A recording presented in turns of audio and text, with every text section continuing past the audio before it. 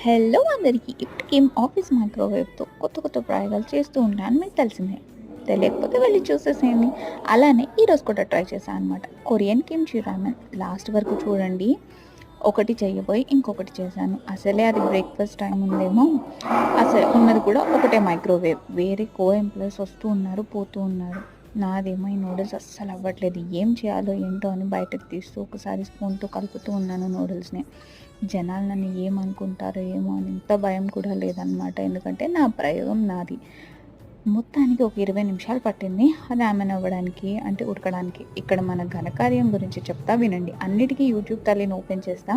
కానీ ఈ రెసిపీకి మాత్రం అస్సలు ఓపెన్ చేయలేదు. దూల సార్ దూల. పెద్ద మిస్టేక్ ఇక్కడే జరిగింది. ఏంటి అంటే ఆ రామెన్ ఉడికించే టైంలోనే మసాలా ఇంకా వాడిచ్చిన ఎండిపోయిన కూరగాయలు కూడా వేయాలనమాట. కానీ తర్వాత చూసుకున్నా. ఛీ! దీనమ్మ జీవితం అని గమ్మున అన్నీ కలిపి తింటున్నా. బానే ఉంది టేస్ట్.